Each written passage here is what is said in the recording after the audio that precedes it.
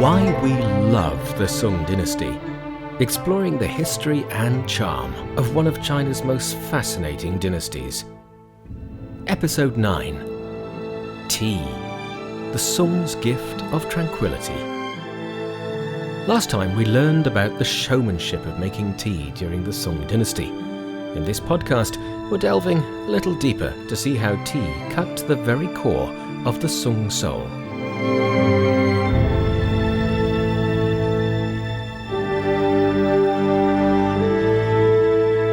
I'm Bob Jones, and in this Why We Love the Sung Dynasty podcast, I'm throwing the spotlight on what was to become one of China's most iconic dynasties in the country's long and colourful history. Whereas the Tang dynasty gave generals and warriors a high status, the Sung dynasty valued literary and intellectual talents instead. The so-called literati. There was always a danger that warriors would overthrow their emperors and lay officials.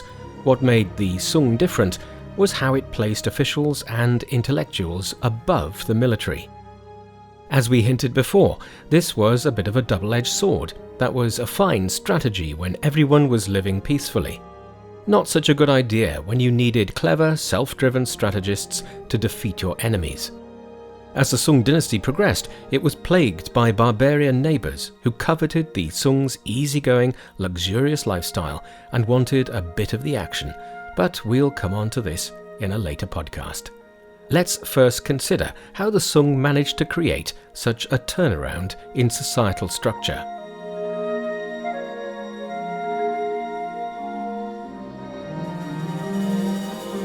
Early on in the dynasty, there was a crucial reform. Anyone from a common or noble family could enter public life simply by passing the imperial exam. This new class of scholar official appreciated the finer points of life, drinking tea out of fine porcelain, burning incense, arranging flowers, and gardening were how they liked to pass the time of day in between their inconvenient office work. And because everyone now had aspirations that theoretically could be achieved, these scholars became trendsetters. Everyone wanted to be just like them. But wait, you may be wondering how they managed to spread this aspirational way of life. Today's celebrities live, sleep, and breathe social media. They crave attention through online videos and PR stunts, and the masses suck it all up as fast as it comes. But what was the equivalent in the Sung times? The simple answer was poetry. Why stop at creating some fabulous tea, complete with great clouds of white foam, when you could then write a poem about the experience and share it, waiting for the likes to flood in? These poems are a treasure trove of information when it comes to our survey of the Sung civilization. Figures like Su Dongpo, Fan Zhongyan, Ouyang Xiu, and Mei Yao Chen not only wrote literary works about preparing and drinking tea, they also expressed the context of drinking tea and the people around them they chose for company. Essence, cream, snowflake, and congealed puff. No, not the names of cartoon characters or members of a K-pop band, just some of the most common words the Sung poets conjured up when describing their fascination with making tea. But these words are far from being exaggerations or simply clever or imaginative words employed to describe a foaming bowl of tea. They were actually specific, or you could even say scientific words to describe the magic unfolding beneath their bamboo brush. Cream or puff, for example, describes how the tea becomes emulsified or condensed. For writers like Su Dongpo, a bowl of foaming tea brought great joy and pleasure.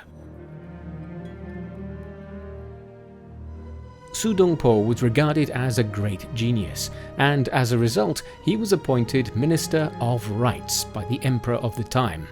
But his skills at poetry were resented by many petty officials who badmouthed him, claiming that his literary works were an attack on his bosses. Eventually, he was demoted, and he was banished to live in Hangzhou, and then Huizhou and Hainan. And that was fine by him, as it gave him more time to make tea and, of course, write poetry about doing so. While he was in Hainan, he wrote a famous poem called Simmering Tea with Fresh River Water. Fresh river water should be boiled over open flames. I lean over the fishing rock, dip the deep clear river current, store the reflection of the large spring moon, return it to the jar. Divide the night stream with a little dipper, drained into the kettle. White frothy water simmering whirls bits of tea. Pour and hear the sound like wind through the pines. 3 bowls will not necessarily penetrate my withered entrails. I sit and hear from the remote town the striking of the hour. This is clearly not just a poem describing the simple process of making a lovely cup of tea, although it does that supremely well. Reading between the lines, it tells us so much more about Sung society. There is a love of nature, simplicity of action, observation of process, and his own reaction to it. Note that he is making the tea himself. He is alone. The town is far away. Perhaps a little anxiety at hearing the bell tolling. He cannot completely shut himself off from society, and perhaps the memories of injustice. But before you get too deep into the metaphysics of tea-making, the poem also tells us of certain practicalities. Line by line we learn.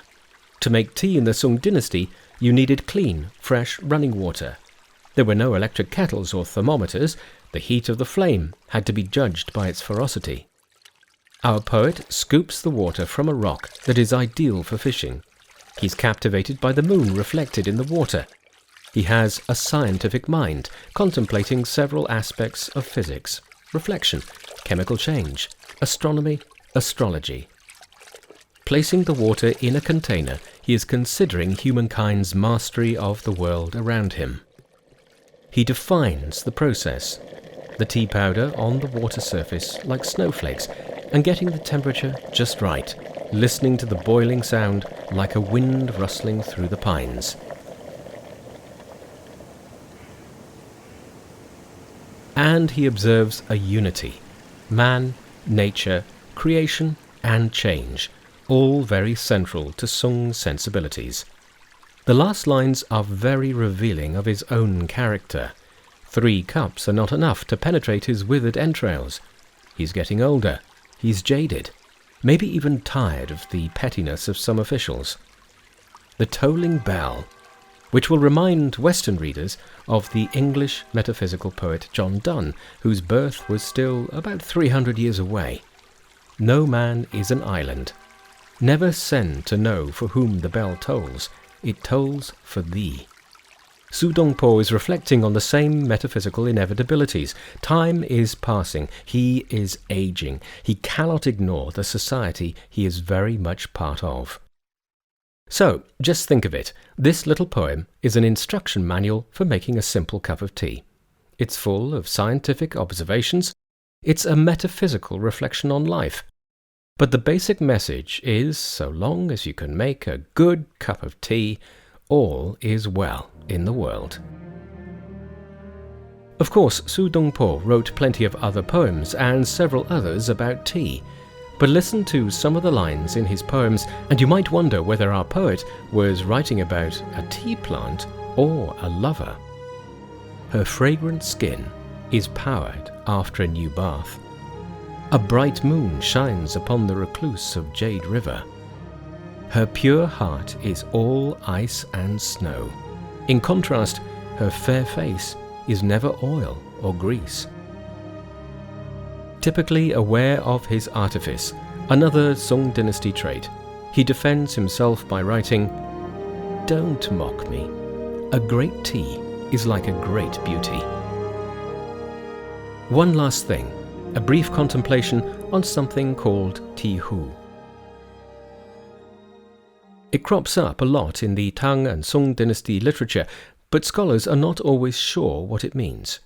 You'll often find it in kung fu novels, and describes the action when an old monk places his hand onto a younger man's head to signify the handing over of his qigong, or essence, or knowledge. But that's probably not what it meant during the Sung dynasty when describing tea. Quite apart from the physical process, they were aware of something altogether more spiritual. The essence of tea and all that it means, the tranquility, the oneness with the natural world around you, the process of creation and sharing, being in the moment, during a tea ceremony, is being passed from one person to another. Surely a beautiful gift from the Sung dynasty. As a quick footnote, Su Dongpo, apart from being a revered poet, was also a travel writer and gastronome. There's a braised pork dish in Hangzhou cuisine named in his honor, Dongpo pork.